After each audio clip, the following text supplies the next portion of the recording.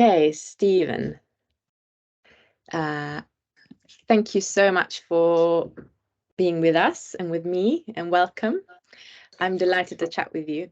So we met each other about a year ago, I think, because we're both on the board of Actors Touring Company.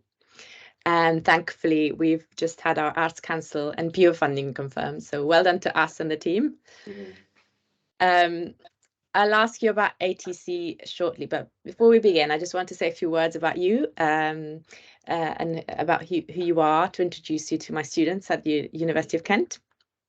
So you are a director and writer, and you trained in applied theatre at Central School of Speech and Drama, and you teach at Arts Ed, which is you teach acting, and it's a drama school based in London. And the theatre newspaper in the UK, The Stage, named you as one of the 100 most influential theatre people in 2020 for your activism and campaigns to make the British theatre industry address its own racism. Just a few weeks ago, you have been appointed head of programming at Seven Dials Theatre in the West End, so many congratulations. And we'll talk about this a little bit later, but I'm really excited to see what you do with this new role.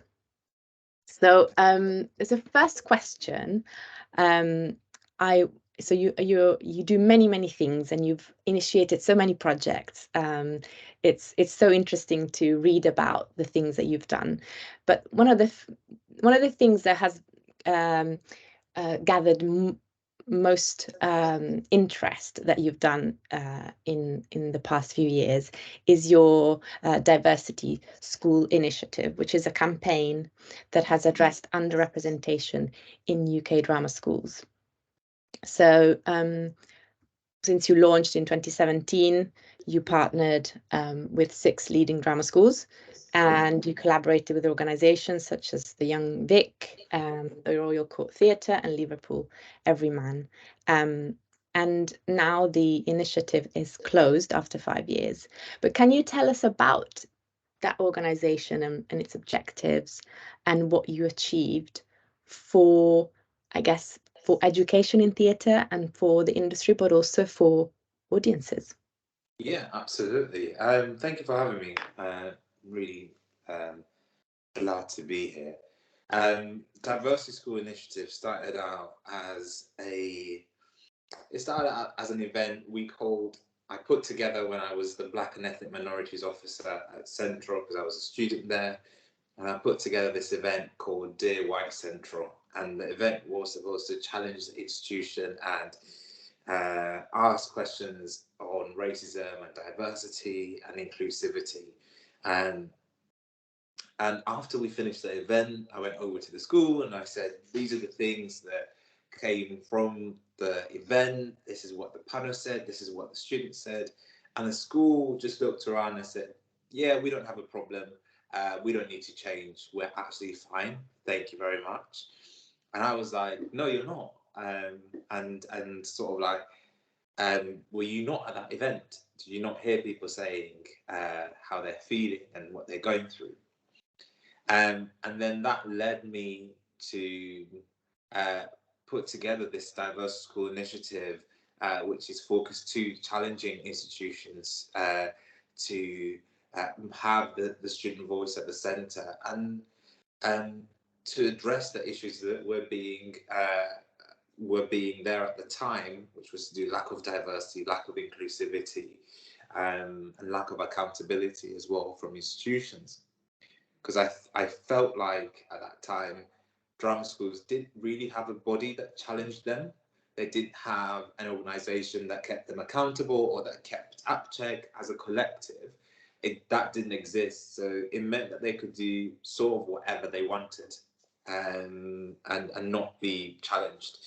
And myself and 2 other amazing practitioners, Mame and Mumba, set up this organisation to do that, to be the beacon and the sort of thing that challenges institutions, but also puts the voice of students at the centre and is there for them. And we had you know, we had moments where we'd go out to schools and we just listen to students. We just be a voice for them. And then we'll feed back all of this back to the higher powers that be to make sure something changed. Yeah, that's a bit about it. And so when you decided to close it, the initiative, why did you do that? Do you feel like you'd achieved something? And yeah, I felt like we achieved more than what we wanted to. Remember, like it was just a little group project or thing that with 3 people who kind of cared about addressing these issues, and now the landscape of drama schools has changed. Really, because of that work, the conversations we're having around inclusivity, around diversity, around the curriculum, are conversations we didn't have 5 years ago, you know. And these things that are happening, policies put in place, teachers put in place, the appointments of you know, principals at drama schools, or even heads of departments at drama schools, they're much more diverse and much more inclusive. Now, of course, there are problems that are still here that I knew, and I know those problems, I see those problems. Those problems are not the ones that we're facing 5 years ago. So that's good.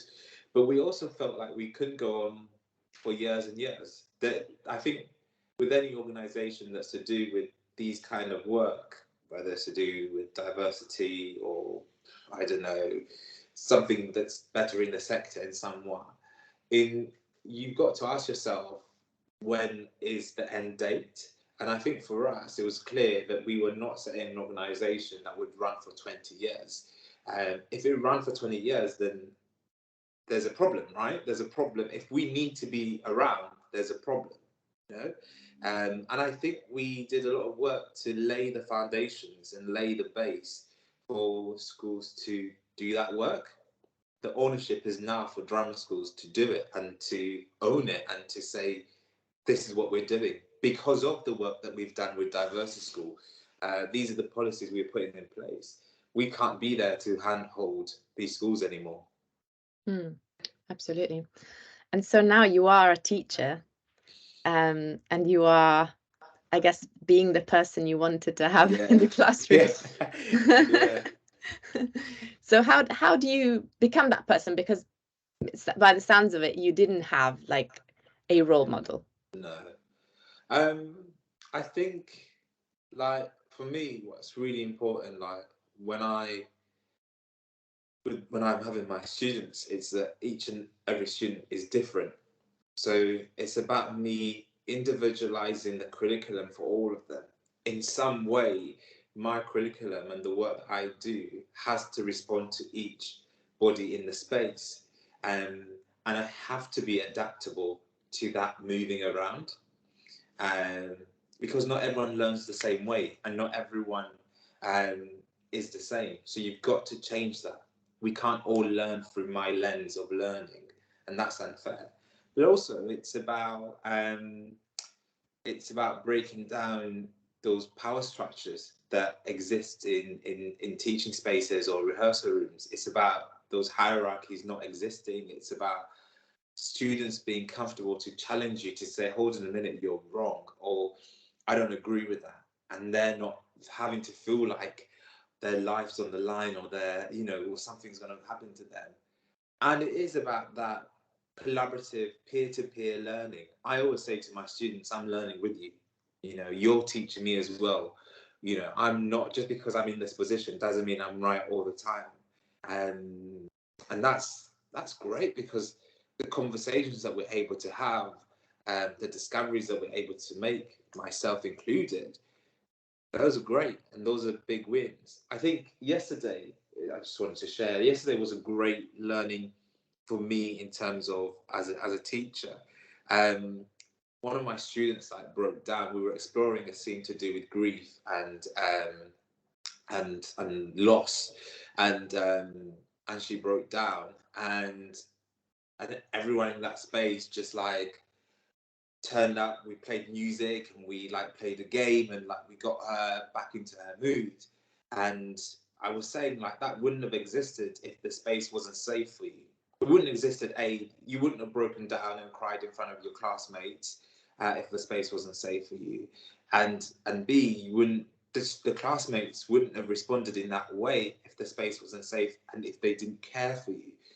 So I think for that, I just took away like how important it is to have safe spaces to create good work.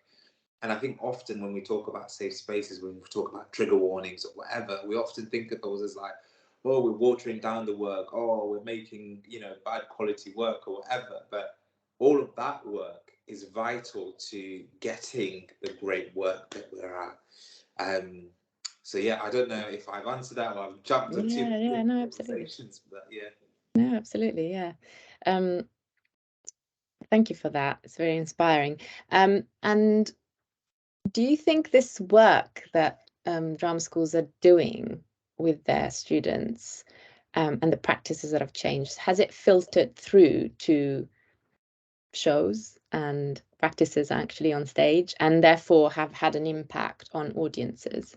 Yeah, absolutely. I do. I think the language has changed.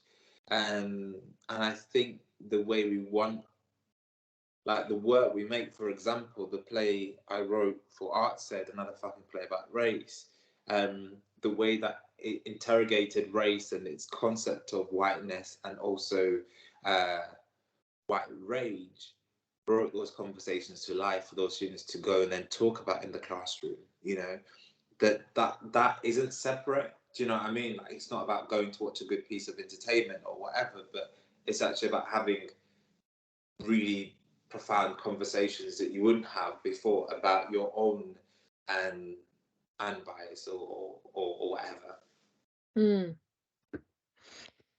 Yeah, absolutely. And I think what's really inspiring about your work is that you work in so many roles and you have approached the problem of diversity from so many perspectives because it is so interconnected as a system.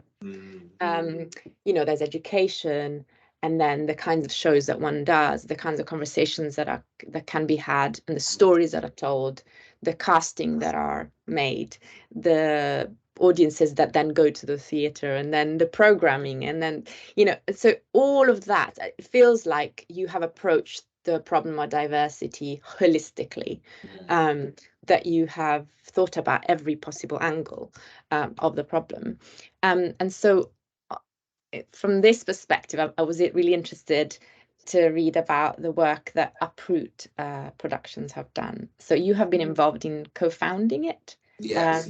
So it's a Black production company that works in film, TV, and theatre.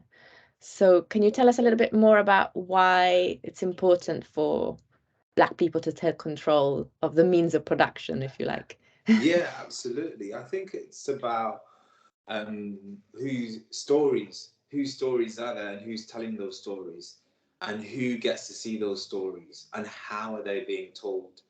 And when I set up Uproot Productions with another director called Abigail Swell, it was about kind of taking an ownership of that and say, here we are. In a sense, it's about being unapologetically Black and existing and being allowed to exist. With that company, I'm no longer involved in it, but with that company, the heart of it was saying, hey, look, there's all these amazing stories and all these amazing artists. We know they're out there, but they're not given the platform to exist. We also know that there is an audience for these stories to exist, but then the audiences are not seeing them.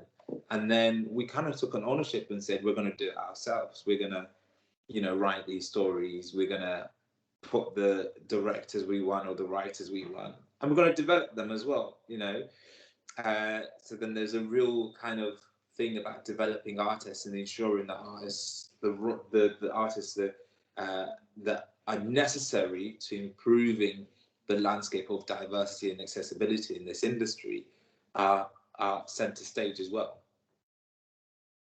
Yeah, absolutely. It's really important that there is control over what the stories are, what stories are told. And I guess some of that some of that role you'll cover at 7 Dials, but we'll talk about it later. So I wanted to continue to talk about stories in terms of writing? Because you mentioned your play, another Yes. play about race. Yeah. So you are under commission, and you've been writing for several years, and so you're under commission by the National Theatre Wales. Yeah. And you've been part of the National Theatre Wales Writers Lab. You've also written plays, as you said, for Arts Ed, the school where you teach, and All the Conversations We Haven't Had Yet is also another play that you wrote for Arts Ed. And so can you tell us a bit more about what stories you like to tell, and who is the audience you want to tell those stories to? Yeah, absolutely. I think for me as a writer, I'm always in mind of thinking how the audience are interacting and responding with my plays. Whenever I'm writing, it's about an experience.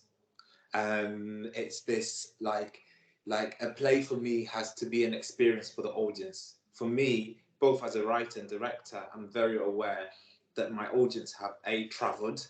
Some of them are coming from really far. B, they've paid money.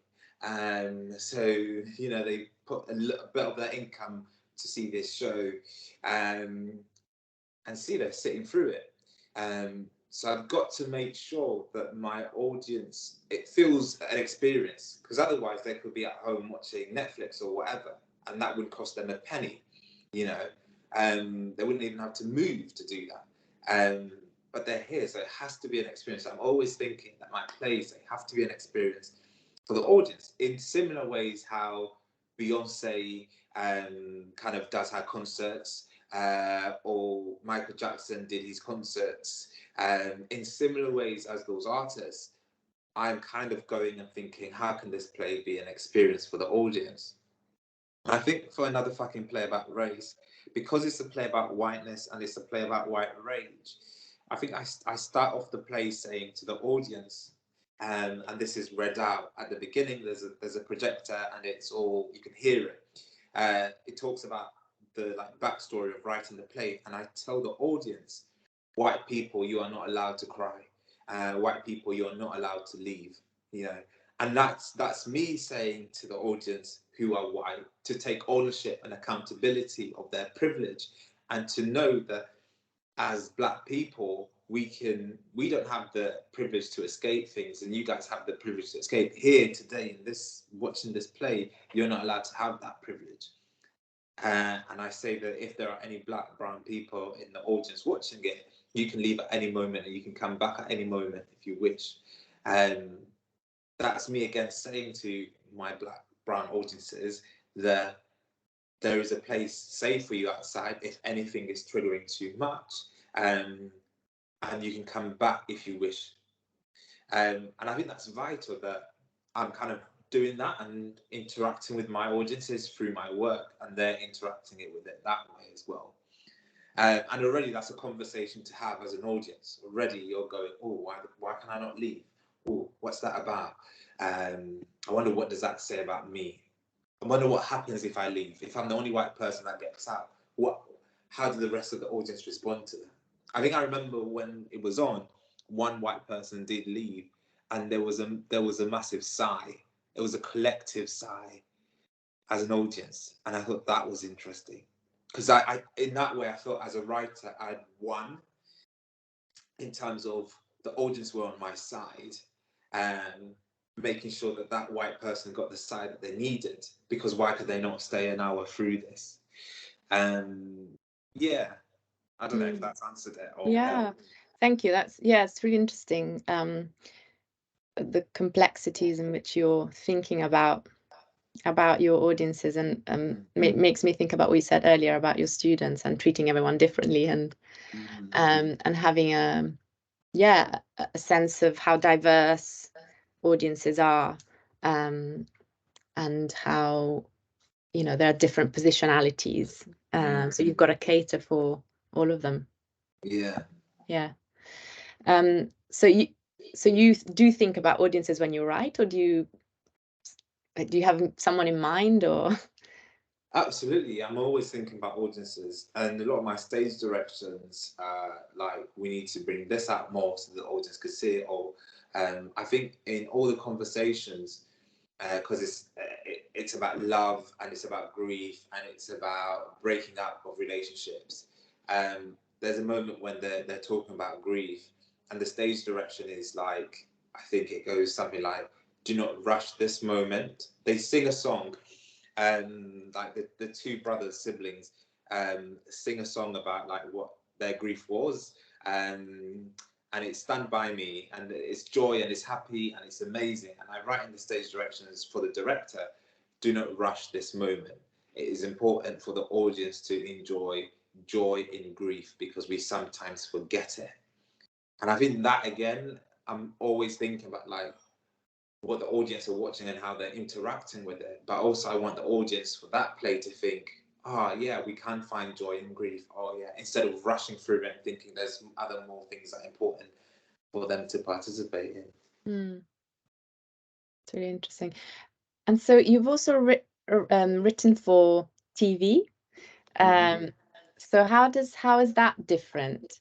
Because you contributed to the series Galwad. Yeah. And which was multilingual and set in the future in 2052. So tell us about how different it is to write for TV audiences, and what are the kinds of stories that can be told then in TV that can't be told on the theatre, or vice versa. Yeah, I think in theatre you have more freedom, and there's more playing space for you as a writer, director. There's more creative leeway. In TV, it's quite limited in that way. Not as much freedom as you'd have in theatre, and in theatre. I think for Galwad, I was still interested in the audience responding, or like my piece was talking to the audience.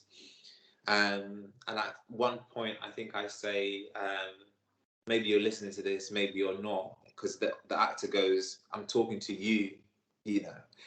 And he says, maybe you're listening to this, maybe you're not, maybe you're doing your laundry and you think this isn't important. And he's like, this is fucking important. Because the monologue was about being Welsh and being black, and what the future of Wales has to do in order to address its issues. So for that, again, it was important for me to talk to my audience and to have that direct response with them about accountability or taking things. Hello?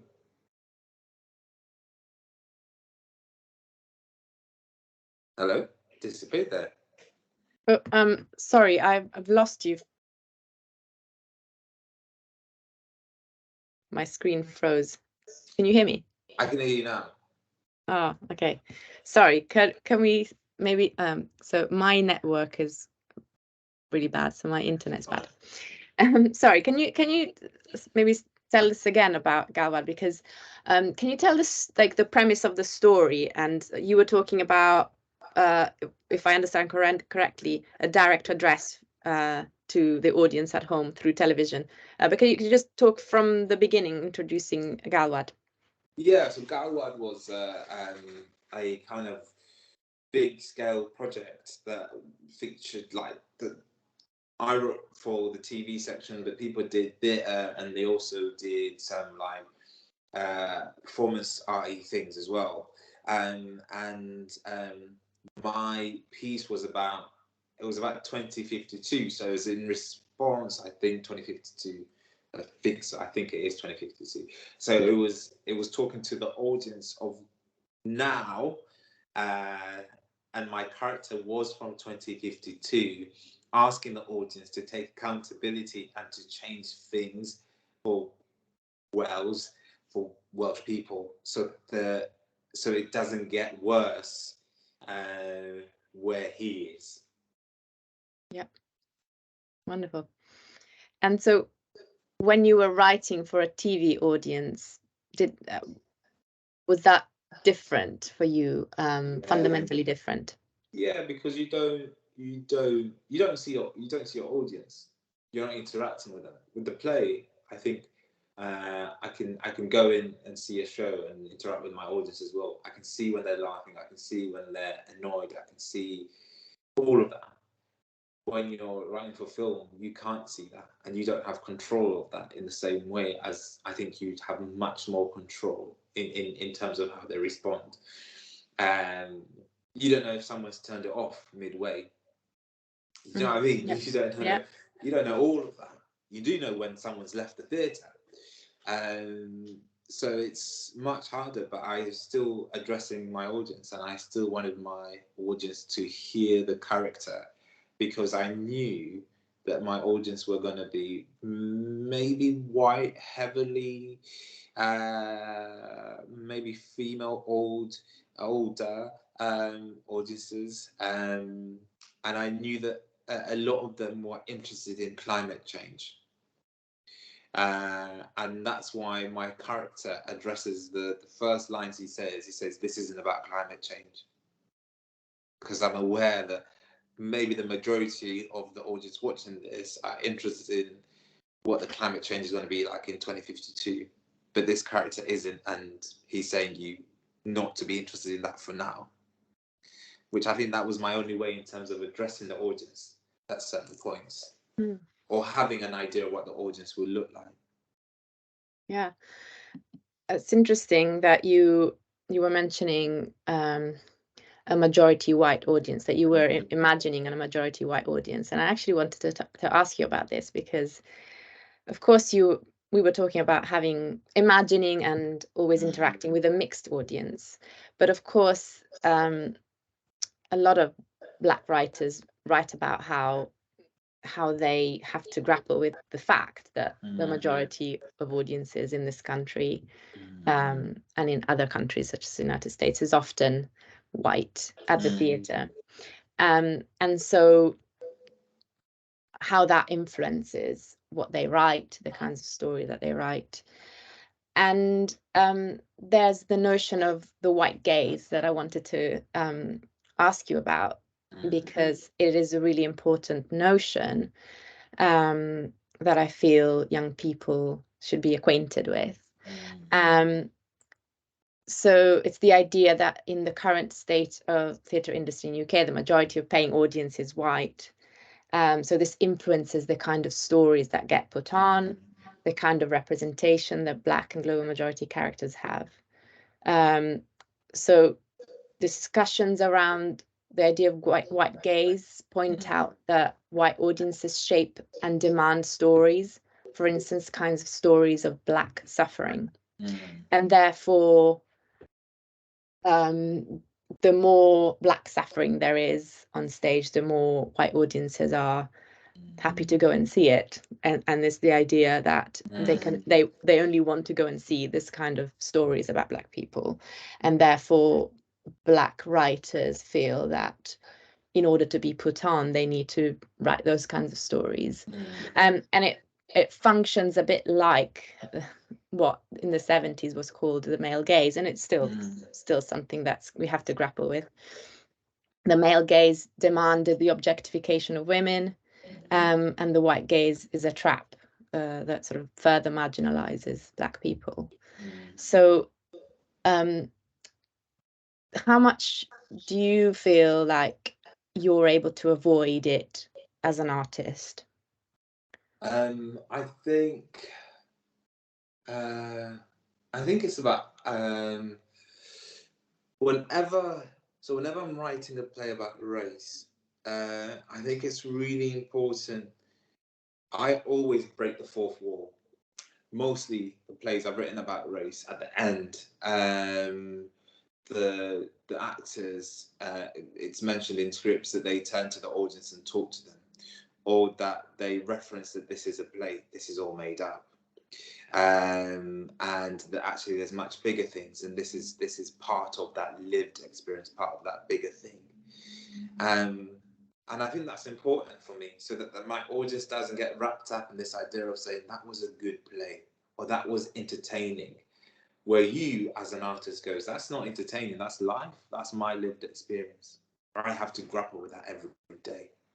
So whenever I'm writing a play, Even the play that or the thing that I'm working on with National Theatre Wales, we are currently talking about the performance space and the real space, and where does the character interact with the real space? Where does the character say, this is real, this is not a piece of entertainment?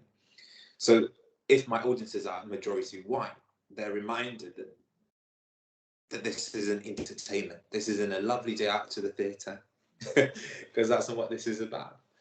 But I do think it's important for theatres to, like, when you are putting a play that is centered around Black lives or global majority lives, or centered around the lived experiences, and also to be specific with what those lived experiences are, because my lived experience is different to someone else who's Black but also had different lived experiences. When you're doing those kind of plays, that your marketing team, your education team, your outreach team, your producing team, everything has to be reflective of that play. You sort of have to adapt your whole audience for that play, because then there's no point of putting it on. Do you know what I mean? Because the people who want to see this play are not seeing it. They're not going, oh, I see my story, you know. And I work with theatre or with theatres all the time. With Black Theatre Club, which is, I wouldn't even call it an organisation. I think it's a hobby. It's a hobby project that I started off to increase the diversity of theatre audiences. And there are about 500. It's a Black Theatre Club. You go there, you talk about the play afterwards, and there are about 500 members on the club. It's free. It's absolutely free. All you do is sign up, and you get 3 tickets to a theatre that shows that predominantly Black, or about the Black stories or whatever. Like, I work with theatres all the time to increase their diversity, in order that the work that they're putting on reflects their audiences. Because then obviously, as actors and artists watching it, they go, oh my God, we just did that whole play or I lived experience in front of white people, and nobody got it. Nobody understood those references that we were talking about. Nobody understood white jerk chicken is great or whatever. Nobody understands that. And then you go, why does nobody understand that? Why does nobody understand the music, the clothes? Why does nobody understand the set? Oh, it's because this audience here doesn't understand that lived experience. So then we've got to bring in the audience that does understand it for the play to do really well. And I think that's what Nine Night did really well at the National. That's why Bourbon Shop Chronicles did really well as well. Because finally people were there and going, that's my fucking story. Like, I know it. I know that music. I can interact with that world. I know that joke because my uncle says it so many times. Like, do you know what I mean? And that's why I think it's important to have audiences that look like or understand the lived experiences of what the characters are going through, what the story is about. Yeah, thank you. But I'm interested in specifically talking about An Octoroon, because you've been a co-director on it. And I know that, I mean, I absolutely loved that production. And of course, you know, I went to see it twice before I knew it was you. I didn't realize it. We didn't know each other then. And of course, I experienced it as a white woman, so it doesn't necessarily reflect my lived experience. But I just thought that is another play that breaks the fourth wall. Yeah.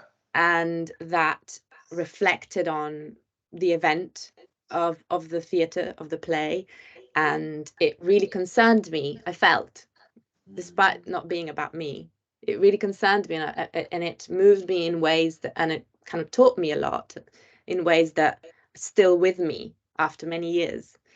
But that play, I mean, I discussed that play with many global majority friends, and some of them say that this play also falls into that trap, that Brandon Jacob Jenkins often, some people say, writes anti-Black plays.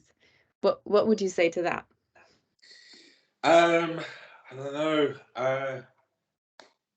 I think I was just thinking, like Brandon, like working with Brandon was amazing. I think he taught me a lot about writing. He taught me how to be unapologetically black in my writing, and also how to write really great stage directions because he's amazing at doing that. I loved working on an octoroon, but at times it felt painful. Um, it's like obviously doing an octoroon at the Orange Tree and also at the National as well, with an audience that is heavily white, heavily older white people, and then those like white people laughing at the points that didn't sit right with you or that didn't sit right personally at all. And I think it was one time I was at the National when it was on at the National, and I was watching it, and somebody laughed, and I was supposed to be taking notes, and then I stopped like taking notes. I couldn't do my job. I couldn't do my actual job that was there. I had to like I was just pissed off really, and it just made me go, "You fucking are you laughing at what's going on here? Like this is not a joke. This is not something to laugh at or make fun of." And that's when I decided to set up Black Theatre Club, because I wanted the black audiences who had seen that play to come together in a safe space and to talk about it freely, so that they could just go, "What the fuck did we just watch?" Because it's mad. It's a mad play, and I think Brandon does it on purpose because he wants the audience, and he's aware of the audience that he wants. He wants the white audience to fall into his trap. He lays a trap for them, and it's purposefully done in the round so that white people could see each other. The lights come on, I think, somewhere maybe the later half of the play. The lights come on, and you see this black guy in white face, and the audience all looking at each other around.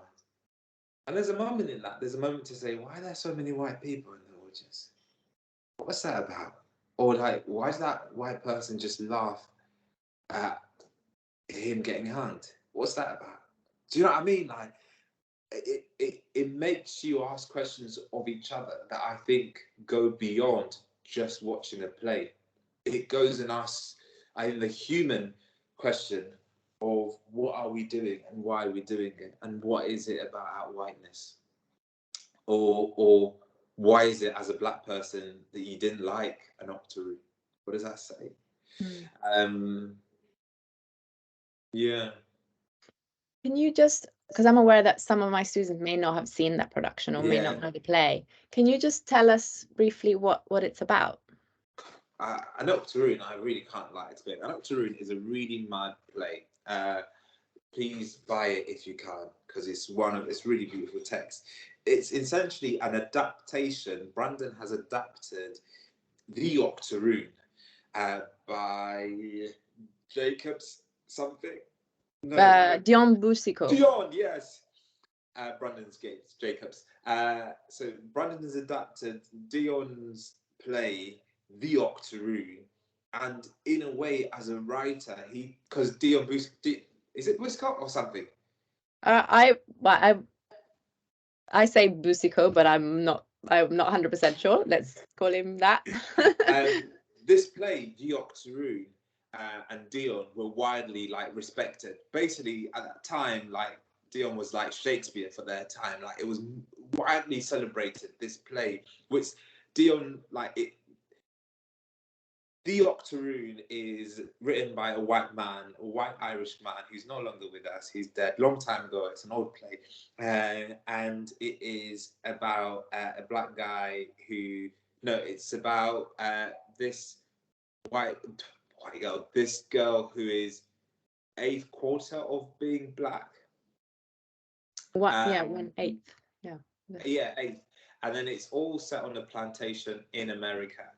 But what Brandon does that's so clever is he takes the piss out of the play, and he's essentially asking the audience, why is this playwright celebrated and why is this play celebrated? Those are the massive things that I think I took away from that. And he goes, why do we as audiences love this work? You know, he, I think in one of his stage directions, because this is the one that go, oh wow, it was in rehearsals for the first one at Orange Street, and he wrote for the characters Dido and Minnie, who were slaves of the plantation. And he goes, we don't know, in his stage directions, he goes, we don't know what slaves used to talk like back in those days. They're going to talk like normal people. And I thought, yeah, that's great, because for so long on movies and everywhere, there's this been assumption and stereotype of how slaves talk. And actually, we don't know. Like, what if they do talk like normal people? What if they use language and slang? And what if they are thinking about dating? What is their inner, like, stories that we've never heard? Apart from, I need to escape, I need to run away. Like, what is it that we've never been able to see? And I think, yeah, his writing is beautiful. And I think it's really difficult when people say he's anti-black, because I don't think he is. I think he is asking big questions, and I think he does it in a very unapologetic way, which is very American. I think very, like, in terms of Black American playwrights, I find that Black American playwrights are not censored in their conversations of race in the way that I think Black British writers are censored, because we have a different landscape. So he does it quite unapologetically, and I don't think we're probably ready for that as a British audience, to interact with how unapologetic he is. Yeah.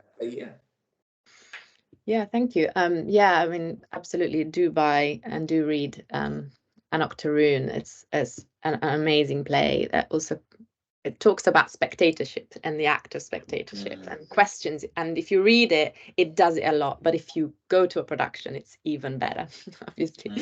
So yeah, thank you so much for that production and for all your work. But I have a couple more questions for the next maybe 10 minutes of your time. So we said before, as I said before, we work as trustees of Actors Touring Company. Can you tell me what attracted you to ATC? Why is ATC important for you? Because as you know, and maybe my students don't know, ATC is one of the only, if not the only company that's funded by the Arts Council now, that focuses on international plays.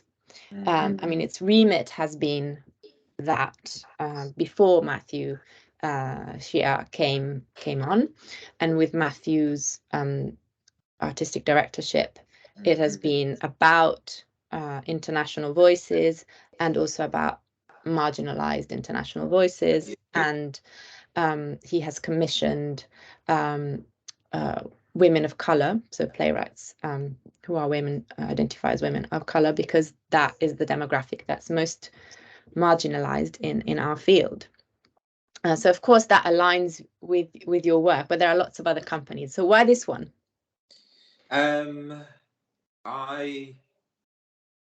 I did some touring work. I toured a play called Holes, and I worked in all sorts of different venues around England. And the lack of diversity was quite mad for me to take in. And I think as an organisation, Actors Touring Company, and what Matthew's vision is now in terms of diversity and diverse voices in marginalised communities, I was like very keen to get on board to bring my expertise around diversity of audiences and long-lasting impacts to make sure that those stay in those communities, and also the idea of touring work and what that looks like in this world. So really, it was in a sense to kind of make sure that there is more work done to bring greater diversity. Because I think London, different theatres are different in London. Obviously, you'll see that the diversity of the Old Vic is different to the diversity of the Young Vic, or the diversity of the Bush is different to the diversity of the Royal Court. Mm. But obviously, when you go out of London and you see theatres like Liverpool or theatres like Nottingham Playhouse, and you are constantly seeing white audiences, then you kind of go, oh, something's wrong here and something needs to be done, and something needs to be put in place to help these organisations in the way that the Royal Court is now much better on diversity with its audiences. So I kind of wanted to do that and be part of that. So make sure that the work that ATC is touring is not only diverse, but ensuring that they have the right audiences in there and ensuring that they reach the right communities and that they do the right work. Mm. And what do you think about the idea of staging international work? Because of course, you know, the diversity that we have in the United Kingdom, of course, it's almost like there are people from all over the world here and communities from all over the world. And, you know, if you look at the Bush Theatre's work, you know, they can only just look around their neighborhood and they can find so many communities, and that's what they reflect in their But what do you think about putting on, like Matthew has done, you know, plays from Israel or Australia or other countries where they don't even speak English, maybe, and they write in different languages? I think it's great. I think it's important, like, to remind ourselves that we're part of a bigger thing, that we can't only be London centric, UK centric, that we have to understand our audiences and our communities are from bigger worlds and bigger communities. I'm Ugandan born, Welsh raised. I would love to see a play about Uganda. I would love, that's not about Idi Amin. I'd love to see a play where people are speaking in Luganda. Like, that would be great for me. As well as being Welsh, I'd love to see plays with, you know, people speaking in Welsh and like interacting in those spaces, and us as audiences like interacting in those worlds and understanding that.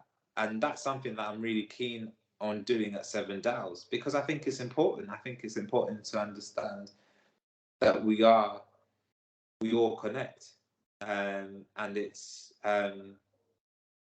we are essentially going to learn something new about a community that we may have never heard of before and never understood. It's rich. It makes our theatre industry richer, that we have different stories from around the world. Yeah, it's very rich. Thank you. So you've kind of anticipated my my last question about Seven Dials Theatre. So so you're the incoming head of programming. This is a new role, because tell us a little bit about the history of the theatre. It's a kind of, there was a theatre or a performance space before, but it's kind of a new theatre because it was the Actors Centre, right? So tell us about the theatre and who is the audience for that theatre. Yes, so the theatre it used to be the Actors Centre. The Actors Centre, it was an organisation that did lots of different workshops, members, for people to come in and do acting, singing, voice, whatever. You just come in and do that. You'd have to be a member to sign up. Obviously, during COVID, that changed and impacted the organisation. The organisation felt that they couldn't survive as a members-based organisation, and it couldn't solely run on workshops. So they changed it to be a theatre into Seven Dials, completely remarketed, rebranded, everything. I would say that the audience for Seven Dials at the moment is a bit mixed, and you know, it's dependent on what the play is. However, I do think it's strongly a white audience, and I think the theatre itself, Seven Dials, is only 1 year old, right? So I do think it has more leeway in changing its audiences and developing in its audiences much faster than the old Vic. Yeah. So I'm pretty excited for that. I'm pretty excited to hone in and shift a fan base or or like audiences who are constantly excited by the work that we are going to make. And I think that's also about putting that work at the center and putting those artists at the center, and allowing those audiences to come through and seeing that work and interacting with that world. Absolutely. It's really exciting. So when do you start? When will your first season appear? My first season, which we're not going to call it a season, Okay. spoilers, Mm-hmm. we're going to call it a program, because Mm-hmm. again, it's about the language of theatre, and the language of like who knows theatre, who knows what is theatre, and to make it more accessible for people. That will come out in spring. It will be for spring. Yeah, it'll be spring 23, and I think it'll come out in February. I'm really excited by the plays and the artists that are going to be on board. It feels like we're creating more than a theatre space, which is actually really important, because our artists, they can do lots of different things. And we have to respond to that, especially in the climate that we've just been in with COVID and artists having to be more than one thing. So we also have to respond to that. There's going to be more kind of development work, and long-term kind of how do we develop artists who have been marginalized from the sector or have been unseen by the sector. So it's going to feel like a real hub, or home for people, to come in and be involved and do lots of different things. That's wonderful. It sounds really great. Thank you. So I think that's enough. You've been very generous with your time. No, that's okay. And so thank you so much, and we hope to hear from you soon with your new adventures and your new plays and your new program. So thank you so much. I will now stop the recording if I can find the right button. Where is it? Oh, it's here. Stop recording.